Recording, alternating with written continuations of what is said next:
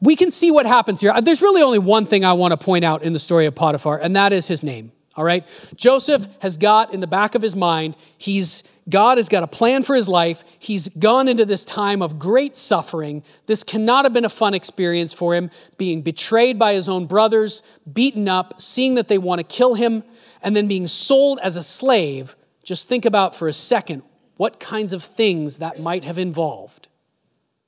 This is a horrible life, but he's got in the back of his mind all of this stuff that God has promised him.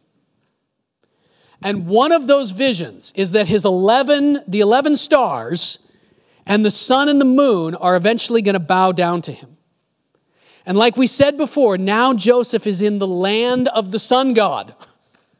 This must have connected in his brain. It had to. We'll see that when we get to some of the stuff about the interpretation of dreams next week. It had to have connected in his mind.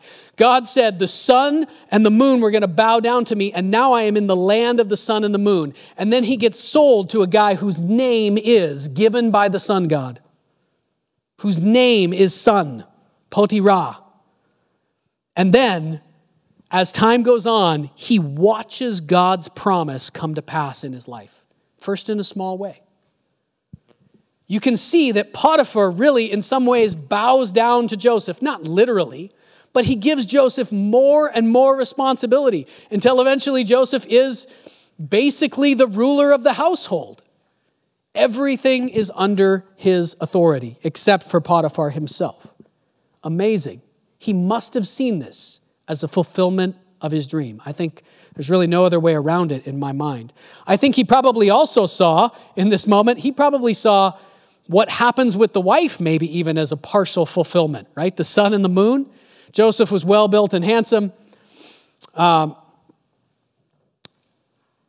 one is greater in this house than I am. My master has withheld nothing from me except you. I skipped the part where she tries to seduce him.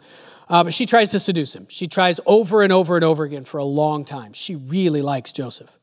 And he says no. He responds almost instantaneously. No, instantaneously. It's almost as if he is immune to the temptation.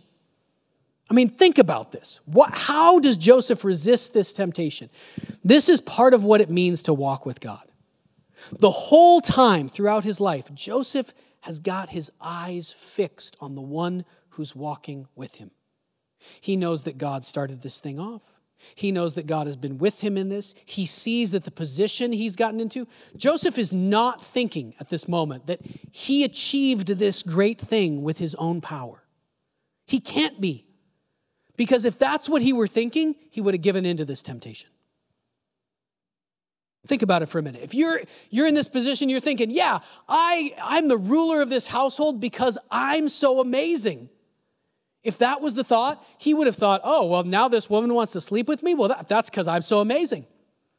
Let's go with that. No. Joseph knows that all of this is only because of God's hand in his life. And because of that, the temptation isn't even a temptation. He's not about to sin against God, because if he sins against God, everything's going to go away. Nothing that he has is given to him by himself. He didn't do it with his own power. It's all from God. He's constantly walking with God. He's got his eyes fixed on God. He's living his life for God. He trusts God. This is how he lives.